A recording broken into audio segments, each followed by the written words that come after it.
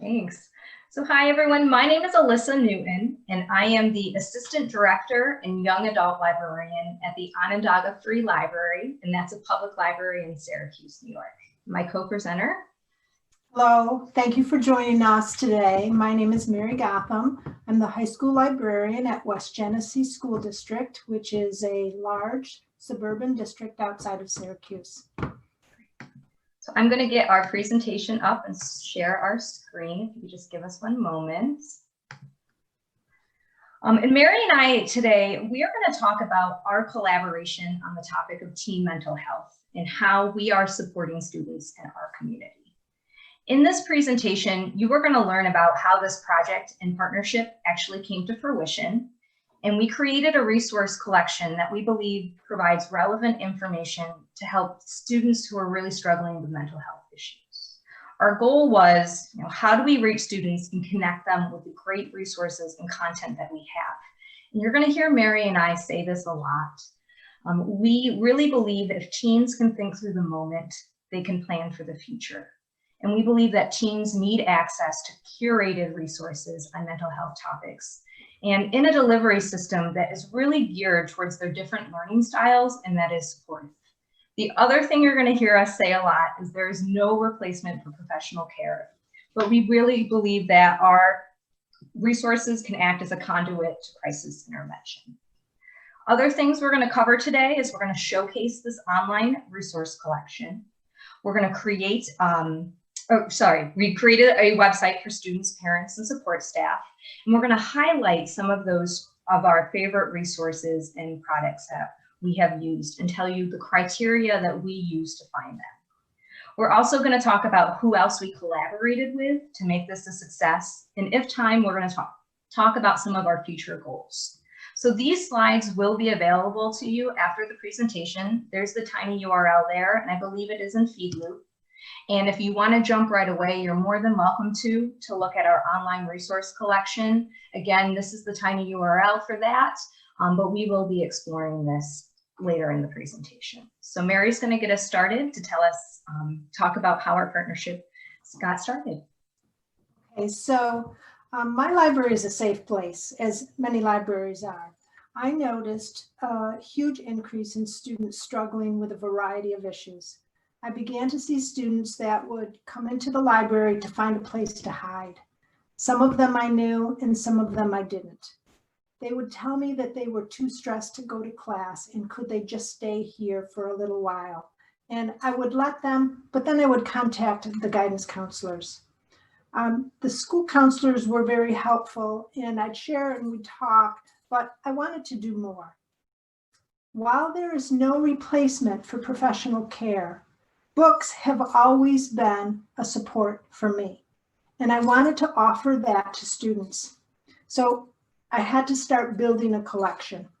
I reached out to my school counselors, a couple of them, and I started gathering books. They would share the mental health issues that our students struggled with most, and I gathered books around those issues. And then as I gathered them, I thought about what I wanted it to do. So I was thinking more in terms of providing a windows and mirror approach for students. Windows, if they looked out the window, they could see somebody similar to them going through similar struggles. And mirrors, if they looked in the mirror, they could see themselves in the characters and then in the situations in the books, just to know that they were not alone. So my first collaborations to do this were people I had relationships with in my building. I reached out to a couple of my school counselors and I just picked their brains. With their help, I determined the range of mental health issues our students had. Not only did they had themselves, but they also had in their home. I ordered books around those issues. And then I'd invite the school counselors down and we talk about the books, we talk about the genres. They shared with me the books that they share with students. And I took pictures of their office libraries and started ordering more books to build my physical collection. Then after I got that started and had a halfway decent base, I broadened my reach to all the mental health professionals at the high school, my school counselors, my social workers, my school psychologists, and my administrators. They deal with a lot of students, especially through behavior issues, and oftentimes the mental illness exhibits in behaviors. I sent out a couple surveys, and I shared my collection ideas and goals at their department meetings. I built the collection, and it was a huge display in the library. And then I had invited administrators to observe when I used the bibliotherapy collection as a teaching tool with my health teacher and one of my art teachers. We incorporated into our mental health lessons. So the collaboration piece was big. Co-opting collaboration from mental health professionals and the administrators in my building was very important for three reasons. One, awareness. Once they were aware of the resources, they could also share those with students, or they could send the students down to the library to browse it themselves. For buy-in, I needed their support so that I can reach and support students. And most importantly, feedback. They provide my user needs assessment. They told me which mental health issues impacted our students, and they helped me determine my criteria for book selections. Next slide.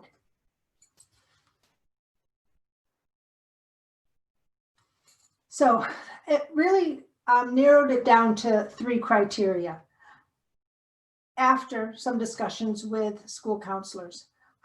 First criteria is that the information was accurate, informative, and not difficult to understand. People in crisis can't think through complexity. Second, it was imperative that every single resource provide help and hope. There had to be ideas, coping mechanisms, interventions, and strategies towards recovery. And third, no triggers. This became my biggest challenge, especially with fiction. Fiction books that show or illustrate the issues of depression could lead students to think about the things that happened in the book. Depression could lead to suicide, anxiety could lead towards self-medication, and then addiction. So I had to look at my genres carefully. Nonfiction was easy. There are tables of context and indexes, and literally, if a book was too big and too heavy, it would be too much for someone to digest if they were in crisis. Fiction was much harder than I had ever imagined. Triggers sell books. And I realized it was imperative to read the book rather than rely on reviews.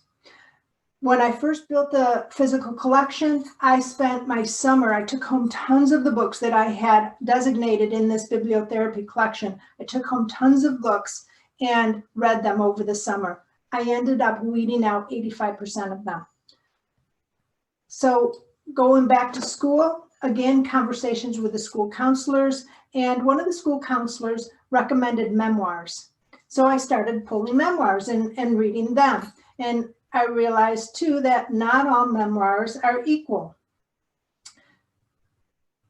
Just for example, Beautiful Boy by David Sheff is the story of his son's journey through meth addiction. It really worked for this collection. It met all the criteria. Tweak by his son, Nick Sheff, which was his own personal journey through methamphetamine addiction, was so full of triggers. When I was reading that, he talked about his highs and how he got hooked. And honestly, the way he described his highs made me curious about trying meth myself. And I didn't want anything that would offer a trigger for anybody as they were looking at the stuff. So then finally, I started marketing it. The physical collection, I shared it with staff and with students with fairly good results. But it didn't take me long to realize that our students don't gravitate towards books. And the fact that the books were housed in the library and not in the offices of the mental health professionals was a hindrance to them going out as well. I realized the need for virtual access. So that's when I began to build the online collection. Yeah, so this is when Mary came to me for help, and her print collection really was and still is remarkable to have. But like Mary said, is we noticed some of the downfalls and the problems with that collection. One was that not everybody was in the library. So where are students all the time? And that's their cell phones. And so we realized that maybe a great delivery system would be building a website and to combine all of these different great resources that we have in one platform. We also knew that there were other problems. And what was great, I'm just going to backtrack for a second, is when we were building this online resource collection, we already had wonderful criteria to use to help us build this. We used the same criteria that Mary used for her print collection, providing help and hope, but no triggers, and that was what helped us get started. And we knew other problems with that print collection. A big one was confidentiality. You know, students didn't want to be seen in the library standing in front of a section that was well labeled as depression or anxiety or stress. So we decided that we had to do something different. And the other thing is we knew that we had all these wonderful resources, but we had to find a way where it wouldn't be overwhelming. And this is what Mary had said before, that people in crisis can't manage complexity. So we wanted to create an online resource collection that was going to be immediately relevant to their situation and supportive and geared for different learning styles. We knew that there's visual learners, auditory learners, kinesthetic. So how do we bring all of these resources together? And we had a variety of support resources that we already knew we were going to focus on. So this was some of the amazing resources we were going to first look at to put together for our online resource collection. We had the Rosen Teen Health and Wellness database that we'll later explore. We had ebooks from both Gale and Overdrive. We had to figure out how do we get our print collection in front of these students as well if they're not in the library. And we have a wonderful project called Book Site that we'll show off. And then Mary and I went and searched for free resources, videos and podcasts and apps, all to help meet those different types of learners. So I'm going to take us to the website. And we're going to show off some of our favorite aspects of this website. The first thing I want to know is that this collection is just like any other collection we all manage. It is never really finished, right? We always add to it, we weed, we figure out how we're going to change things around. This is a Google site, and we're still learning how to use that as well. Students can currently access this mental health resource collection through multiple ways. It's amazing that the West Genesee School District, their high school homepage directly links to that. That is prime real estate and we are on it. So we're grateful for that. The school counselors have it on their webpage, and obviously Mary and I on our respective library pages have links to this. We are still working on a marketing campaign, and we'll talk about some of those pandemic pressures that prevented us from going that far. But here's our main website, and you'll notice that our biggest challenges and what we try to solve were how do we get all of those different resources that we own, these paid subscriptions, right, like our ebooks and our databases, together with some of these free resources in a way that is not overwhelming. So you all have access to this link, and I'm going to let you explore this website on your own, but we're just going to highlight a couple of our favorite features. The first thing I want to highlight, which is front and center that most of you notice, are these helplines. We assume, and that a lot of the students who may be coming to this website may be in crisis in that moment, and they need to know who can help them. And remember, this is very different from someone just Googling a topic like suicide, right? If they Google suicide, I do give Google credit. The hotline, prevention hotline is right there. But what is wonderful about the site that we created is that if students are in crisis in that moment, we worked with the school mental health professionals and asked their permission to put their photos right on this webpage and school administrators. So hopefully those students can see a familiar face and know that there's somebody in their school that can help them right then and there. And I think that's really powerful for them to see that right away. On the other side of this page, you'll see agency hotlines. And that was basically to help me as a public librarian who, if I'm getting these teens after hours, and maybe the guidance counselors aren't available, I need to know the local agencies that can help families. Know your 211, know the agencies listed on 211's website. And this was another way to, I'm just going to highlight some other organizations. This helped us with our outreach. We were able to identify organizations in Syracuse's community that could be working with our students and help us with future programming. For instance, NAMI, which is the National Alliance on Mental Illness, they were going to be working with us in April during the pandemic to do a big program for students. And it was great to just have this list. Other things on the website, we talk about this a lot, is how do we meet different types of learners? And like we said, I gotta just minimize something, sorry. We're trying to find ways to bring different types of resources to meet those different types of learners. So ebooks, podcasts for auditory learners, TED Talks for visual learners. And I'm just gonna scroll down and just go to some of these topics. All of these topics were ones that the mental health professionals in the school told us were prevalent in West Genesee School District. So these were the exact topics that they thought students would want resources on. Within each of these topics, we had to find a way to not make it overwhelming for students, ways to break things down and not give them too much information. So you may be thinking, okay, right up here, you have your mental ebooks, and this takes you to the Gale database, but why do we have a separate link? We didn't want students to actually have to go to the Gale website and type in stress and get 100 hits. We wanted to pick just a few ebooks that we thought could help them in that moment. And what was wonderful is Mary actually thought out and wrote descriptions under each of these ebooks and found topics that the guidance counselors were telling us about that they were dealing with. This book right here is about testing and peer pressure. These were actual issues that we knew were happening in the school district. We do the same thing for all of these. The TED Talks, you'll notice we only have 3 videos. These videos were vetted. Mary's going to talk about that later. We do the same for podcasts and apps. I will mention with the apps, we didn't want to reinvent the wheel. Common Sense Media was already doing this for us. I realized I was basically copying their information, and if they already have curated lists of safe apps that students can use, I decided to just trust them as a resource to be on our website. And the way that we found to get our print collection onto this and highlighted on our website was using book letters. And again, you might be asking, why didn't you just let students type in stress into your catalog? Remember that a student in crisis may not be able to deal with a complex situation. And using a library's catalog takes a lot of steps sometimes to find that perfect book.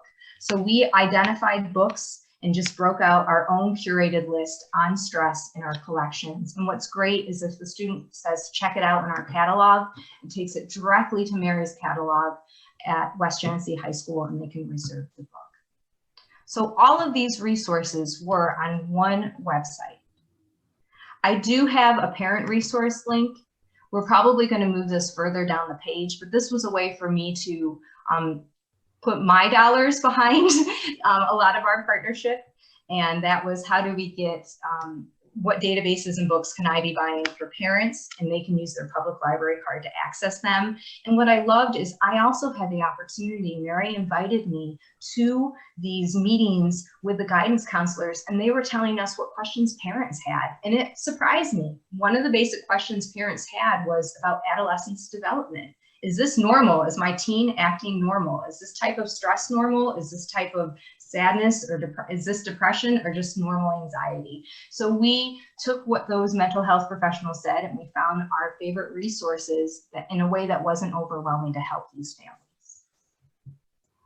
The last thing that I will show off, our favorite resource is the Teen Health and Wellness Database by Rosen. And these are our premium resources. We put them at the top of every web page or every internal link. And we have a hint for West Genesee students to use your West Genesee login and password, because there is still that paywall. But we really believed in the Teen Health and Wellness Database. And it shared some of the pieces that Mary and I were kind of missing. And that was that student voice. There are a lot of student stories that are vetted within this database, and this database also has a lot of self-help tools. So I'm going to go back to our presentation. We actually invited a rep from Rosen to talk about their database, because it is a powerful tool, and who can describe it better than someone from Rosen? So this is Jane Lehman, and we're just going to show her short video about it.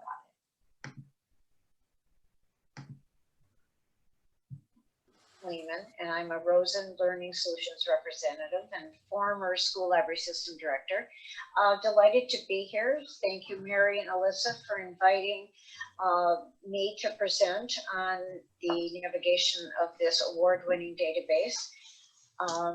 OCM has been very much involved in the last 10 years with teen health and wellness, and we have learned that students have been rewarded by seeing themselves in this database, and each piece of the homepage that I'm just going to quickly show you right now connects to content within teen health and wellness. So news articles, current topics of health, polls, video, etc.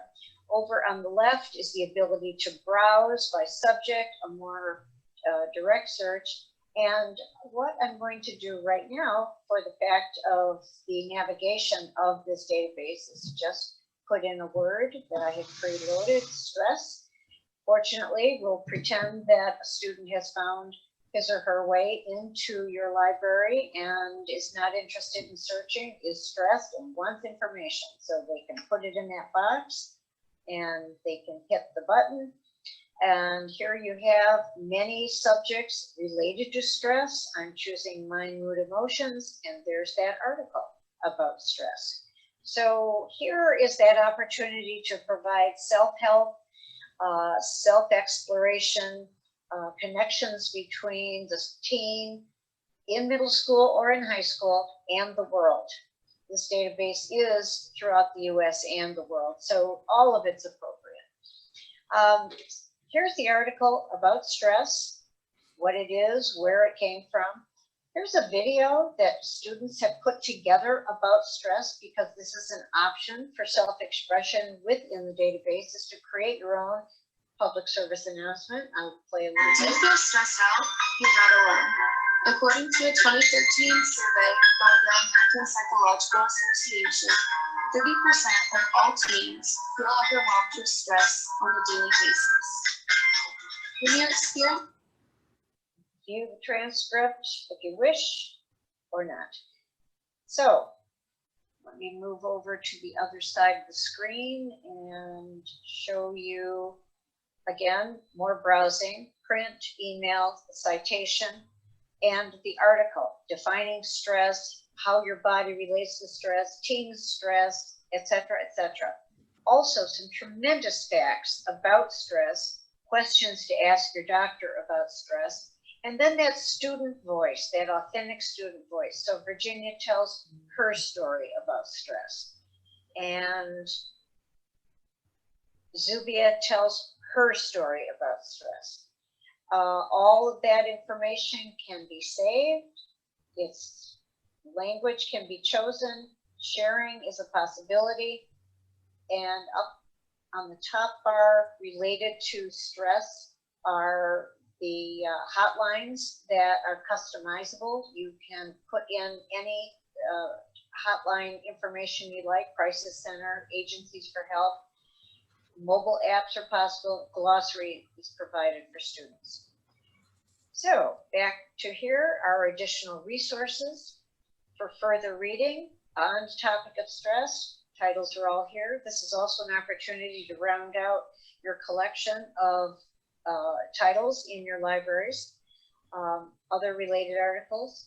And then finally, Dr. Jan. Now, Dr. Jan is a licensed psychologist, 20 years plus experience.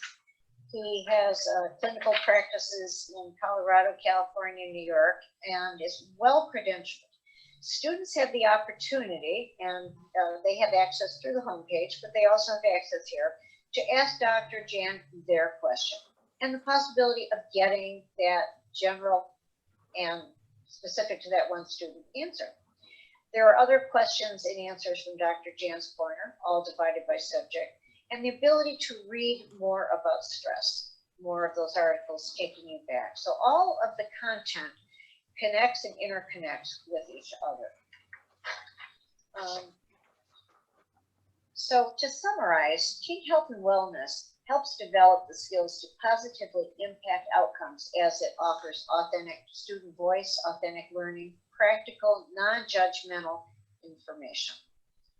So I am going to use that home button to go back to that home page and just share with you. You can see the teens, you can see that they are in that band of 7th grade through 12th, boys and girls, international looking, diverse, in all of the different ways to connect. So I do want to thank you very much for your time and your attention. If you would like to give us some feedback, my colleague Judy Dazowski and I would very much appreciate that. You can get our contact information from Alyssa or Mary. And so I'm going to pause it there. We do have Jane's information if you want that at the end of our presentation. Yeah, so sorry, Alyssa, I just wanted to add that I've used the Teen Health and Wellness database for years with students doing research. And it wasn't until I started gathering mental health resources that I realized how powerful a tool this is for teens with mental health needs. When I shared this with my school counselors, they were impressed and appreciative. Teen Health and Wellness database is just as much as a service as it is a resource. And I would recommend that any of you look into it as a item to add to your library resources.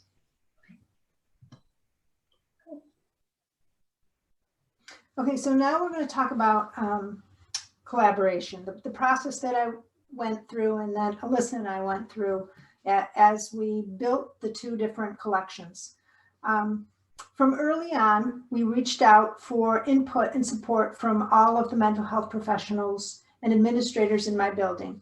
A couple of the things that I think contributed to our success: one, mainly we did all of the heavy lifting. Everyone has full plates. We couldn't ask them to help locate or curate or review resources. We only asked them for professional guidance. Two, it was important that we had the backing of the administrators as well. Their approval and their support gave weight and clout to what we were doing. That helped as we built the online mental health resources collection. Building it was way too much to do by myself. And the learning curve to build the website was pretty steep for me. I had to find a coalition of collaborators. I reached out to my school library systems, my district webmaster, and the tech support people in my building to get started with the web tools, website building, and professional development so that I could do these steps needed as we went along. When I approached the public librarians in my school community, Alyssa jumped on wholeheartedly, and her collaborative support is invaluable. She encouraged me throughout and helped direct the focus from merely resource provision to programming and outreach. She provided helpful feedback and moral support. Thank you, Alyssa. And finally, vetting. Vetting the resources that were not purchased was a huge undertaking. The TED Talks and the podcast, I am not a mental health professional. I did not want to promote anything that might include triggers. And I think I did a pretty good job of curating, but I knew the people in my circle who were helping me with this did not have time to review the video and podcast content on all of these web pages. And it's significant. If you have a chance to look, there's so many topics, and it's consistent on every page. So 3 or more TED Talks, 3 or more podcasts for each topic. That it was a lot of content. So I ended up reaching out to Sunya Swico and was able to connect with the department chair of the Counseling and Psychological Services Department. He put me in touch with one of his GAs, Madeline Mucky, and I developed a rubric. She reviewed all of the videos and all of the podcasts. It took the better part of a year. She started in October, and I think she finished near the end of July. She was amazing. If she applies for a position in any of your institutions, I highly recommend her. She not only vetted the content, she made resource recommendations and offered valuable feedback. For instance, I added resources on abuse to include boys. After she commented that I only had, all the resources were geared towards girls. We were fortunate that she was meticulous and thorough, and she didn't charge us anything. So the collaborative pieces all through the process were important. I don't think I could have done it without everybody's input along the way. But we're not done. We still have more to do. Marketing is the next big step, and I'm going to need to find more collaborators to help with that. We started reaching out to the community and even within the building for workshops and stuff, and then the pandemic hit and it interrupted all of our plans. The community connections and local agencies like NAMI, as Alyssa said earlier, were scheduled, and we will do this again. So future goals. Yeah, we're going to end with some of our future goals because we want to save a lot of time for Q&A. But like Mary was saying, is we do have to find more ways to get this in front of students. I am lucky enough to have a co-worker at my public library who is a marketing and PR coordinator, and she is coming up with a whole marketing plan for us. As you can imagine right now, we are solely focused on how to let the public know we're actually open in a pandemic. So this is just one of those projects that had to be put aside. But we do have ideas of how we're going to get this in front of students. One of the projects I was really proud of and we were so close to making happen was after school programming. And once a month, we were going to do a de-stress workshop. So a very simple workshop. We asked other teachers, you're noticing your students are stressed. Does anyone want to partner with us and just host just once an after school workshop between March and June? And we had teachers step up, and this was amazing because they were identifying the issues in their school, and they were willing to talk to students about, how do I de-stress as an adult? And can I teach you some of my techniques? And it was a very simple topic too. We weren't going into some of these heavier topics that maybe they felt uncomfortable talking about. So we found the art teacher was going to do art therapy, even if it was just coloring, mindful coloring. We found someone to sponsor the therapy dogs coming in. Someone wanted to do yoga. We had everything lined up March through June, and of course the pandemic hit. The other big program is we had an outreach organization. Mary was talking, NAMI was going to come in, and they had a team who was going to share their mental health story. We were going to do it in the evening. The principal at West Genesee High School let us use the cafeteria. We were going to serve dinner, and we were hoping to hit 50 to 60 students and their parents. And of course, that was in April, and it was shut down.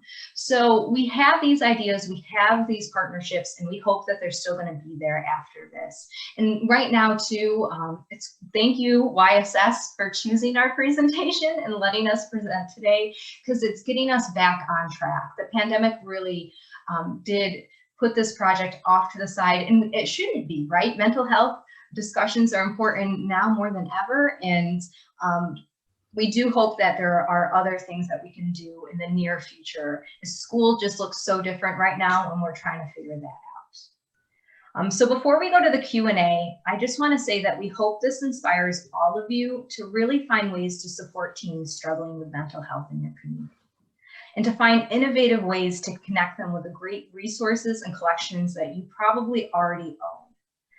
The other thing I want to remind you, and it's easy to forget, is that librarians do have a superpower that is important now more than ever. And you're going to laugh about this, but it really is a superpower, and that is how to find accurate and safe information. And we know that it is something, it's a skill that we have, it's a skill that we have to teach others. When a student is in crisis, they need our support. Do not let them simply Google suicide. You need to use your superpower to help them find safe, accurate information that can help them in that moment. Take the time to think about who you can partner with in your school to help students. And Mary and I are here to answer any questions that you have. And we would love to know if you come up with innovative solutions on how to get your resources in front of students. We know that the same solution is not going to work for every school, for every library, or for every community. And before we start taking questions, I just wanted to share this. Mary and I are really interested, as all of you probably are, on, what are your favorite books and what are your favorite online resources. So I created a Google Doc. Everybody can type in this. I'm going to leave it open forever. And please go to this whenever you find some great mental health resources and share them with this community. And this link is also in Feed Loop, in addition to links to our slide. So I'm going to go back to the presentation. Maybe I'll just stop screen sharing at this time and we can take questions. I think you'd rather see us than that slide. Thank you both so much. This was so invaluable. We do have a few questions, and just as a reminder, if you do want to ask a live question, just click participants and then you could raise your hand that way, and then we'll unmute you. But for right now, we're going to also just start with our chat questions. So our first one is from Julia from Baldwinsville Public Library. Did you do any site testing with the target demographic to check the site design? So that's a great question, and that was on our list of things to do, was to find a test audience. And while we were setting up the workshops, I was starting to gather the names of some students and some staff who would test the website and the design for me. And the pandemic hit, and I know everyone had such a full plate. I didn't want to add anything new. It's on our list of things to do. And we were going to use those after school workshops where they were meeting the therapy dog, when they were doing a de-stress activity, to take 5 minutes to show off this website and say what's working, what's not working. And I mean, it took us a year to just gather that data, to get the buy-in from the staff, to meet with everybody, to put this together. And then we had our Google site issues, and we're still working through some of those. And now we were ready in March to meet students. And the pandemic really, it surprises me on how we are at a standstill right now. And I think that's our next thing, is we have to figure out, okay, it really is the best it's going to be right now. And I think the next best thing is, let's figure out a way to directly get this in front of students, because our links are hidden, right? You really have to know about it. The guidance counselor who was on board pre-March, was so excited, but we can only imagine what they're dealing with right now. Yeah. Also, another question from Julia. What feedback have you solicited or gotten from target use? So far, we haven't really gotten any. Anybody who has looked at it that I've asked to look at it, my school counselors, some people in the community my people I have personal relationships with, Oswego, when they vetted it, all the feedback was positive, and a little bit of it was directed, but it's kind of too early to tell.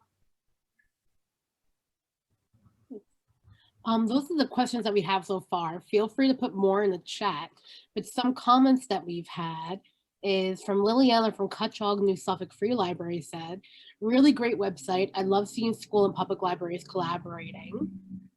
Also, Sarah from West Babylon said, it's such a great service. I would definitely recommend having something like this at most libraries. Oh, we have more questions. Okay, so Liliana asks, do you have a definitive line between books you choose for your collection that are triggering versus a sort of raw, emotional, but true story about a character going through a mental health crisis? Some stories that could be considered triggering do, and I think you got cut off at the end, but that was the question. Yeah.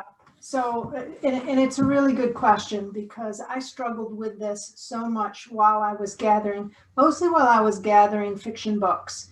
And it was, so I read so many fiction books, like all librarians, and I read them fast, right? And I remember bits and pieces, but I don't really think about them as I'm reading them. And as I was reviewing the fiction books for this project, I was reading them more slowly, and I was thinking about it. And I kept asking myself, so if I was struggling with this, how would this make me feel? You know, and I ended up taking a lot of books out because I don't want kids to feel worse. And even though the books, almost all of them, were able to overcome, I'm not sure that a child in crisis could push through to get to the overcome if there's a trigger that will initiate a not pleasant behavior. So, and I think, go ahead, Alyssa. Yep. Mary did not take them out of her school library. I didn't take them out of my library. We're just not putting them into this labeled collection, right? And I mean, it's like, I have diverse books in my collection. I don't have a shelf that's called diverse books. They're mixed in with fantasy books, right? We wanted to have a curated mental health resource collection that was helpful, that had, you know, solutions for students who can connect them to the right people. And those were we had to make curated lists and make very tough choices on that. And we didn't want, I mean, my fiction collection is huge. We can't make it overwhelming. So that's why we try to find these curated lists, and we were very particular with the fiction titles in those curated lists. Now, this doesn't mean another way in the future, just hearing this conversation, is some of these books that might have triggers, maybe we can make a sticker, a book plate, and put it in those books so they can know, you know, we're here for you and this resource is here for you. It might be an easy way to tie them back into that other collection we have. Yeah, and when I built the physical collection, the display is prominent in the library. So only the books that met that criteria were on the display. If it didn't meet the criteria, it's housed with the fiction collection. When I moved to an online collection, I took all of the fiction books that were in my bibliotherapy collection and did searches to see if I could purchase them in Overdrive so that I could offer that title in ebook or audiobook format. And some of them I could and some of them I couldn't. I haven't had time to build a huge fiction collection or a sizable fiction collection for this project. I might be able to in time, but I'd rather err on the side of less than cause harm. Thank you. So this is not exactly a question, but a really good comment. So Amelia from Ellenville Public Library and Museum said, not exactly a question, but you might want to see if you can have a space for people to encourage one another. I made an installation in college where people could write a positive affirmation for someone struggling, with the knowledge that a lot of people struggling with mental health issues would likely stop to encourage someone else, and that if they wrote an affirmation, they would internalize that affirmation and read the others. It's a great idea. Thank you. It is.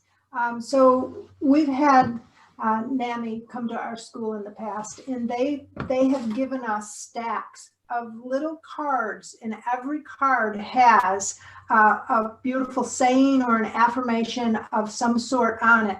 And we have them in the library near the bibliotherapy collection and on the circulation desk. And it is surprising how many kids, they'll walk in and they'll pick a different one every day and they'll take it with them, or they'll stop and say, oh, this is good, and they'll talk about that. So that's a wonderful suggestion. Thank you. I actually have a question. So you just mentioned NAMI. So what other like community type of collaborations have you both done when it comes to this type of project for your libraries?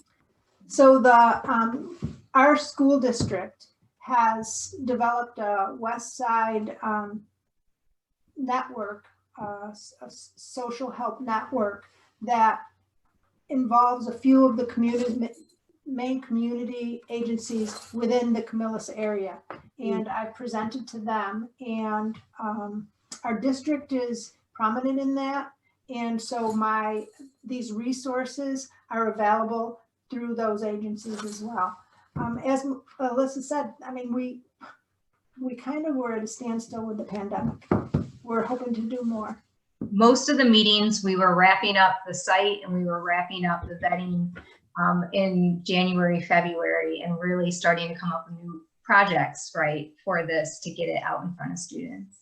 We did in January, another thing that I was proud of is my public library serves 3 different school districts. So Mary's just one of them, and we got all of those librarians from those school districts together, and Mary and I showed this off in another local school district, Onondaga Central, made a similar type of resource collection. And what I was really proud of is what Mary and I had said had led that school librarian to meet with her school guidance counselor and mental health professionals in that school. And within a month, she had something up. And I actually just went to her website the other day, and there's this great little note about COVID, and we're still here to help. But you know, it's important to, I think we really get lost in the library, and it's important to work with others in your, you know, as a public librarian, I don't think about working with the health professionals at these different schools, and I should be. And I think that was great. That meeting was great. Thank you. We still have a little bit more time for more questions. You can either raise your hand or put it in the chat. Or does anyone have anything, what's some of their favorite books or resources they want to share? I know there's a lot of book lists coming out right now in school library journals. And if you put your favorite books in the chat, I'll also read those out loud. So we were so worried about going over that I think I talked too fast. Trimmed and trimmed. I also want to add, I think the product that we created is really useful for students who struggle, and for mental health professionals who want to just provide something that might help, right? So this whole website is Creative Commons copyrighted, and it's BYNC SA. So if you want to link to it, remix it, adapt it, or build on these mental health resources yourselves, you're welcome to it. We did have someone ask, Gabriella from Oceanside Library, would you be able to bring back the slide with your emails? Sure. Maybe. Give me just a minute. It should be, is it in Feedloop too? It is in Feedloop as well. Okay. Screen share. And Amelia said that the life-changing manga of tidying up is one of her favorites. Nice.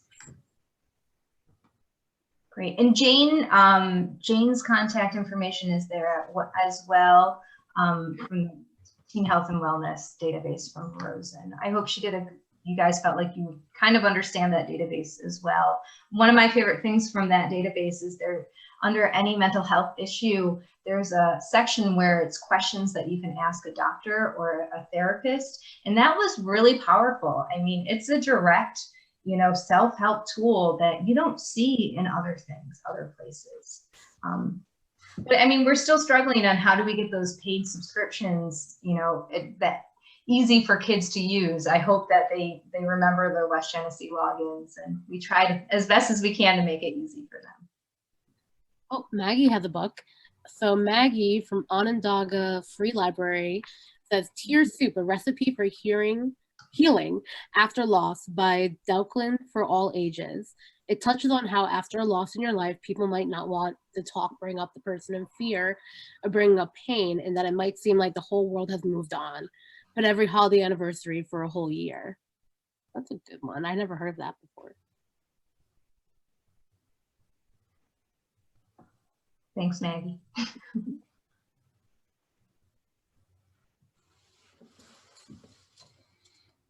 Oh, it's a picture book. That's cool. So that was the picture book reminded me that I've had my district administrators and the other librarians reach out saying that, can we bring this down to the middle school and the elementary school, because those populations are struggling as well. And although I wouldn't recommend this for elementary, I think some of the content is too higher level for them. I believe that a lot of the resources, most of the resources would be geared towards middle school. We've talked about workshopping with my middle school librarians so that we could rework this for their populations. And again, COVID and, money crisis and everything else, we put that on hold as well. So maybe someday. So before we end this program, I just want to remind everyone that this has been recorded and it'll be available at a later date. And also all of the links that Alyssa and Mary mentioned is right in the program description. So if you scroll down to the bottom, it doesn't look like a link, but when you hover over it, it is a link. And also the slide deck is there as well in the Google folder. So yeah, so thank you so much for presenting. Everyone loved it. I recommend you both also looking through all the comments because they were really great. And thank you all so much. I hope you enjoyed the rest of the conference. Thank you. Bye. Bye, everyone.